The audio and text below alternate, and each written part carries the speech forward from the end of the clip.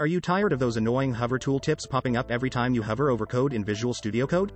In this quick tutorial, we'll show you how to easily disable hover tooltips so you can focus on your code without distractions. For this, click on gear icon at bottom left panel. Next, click on Settings. Then in the search bar type editor.hover.enabled.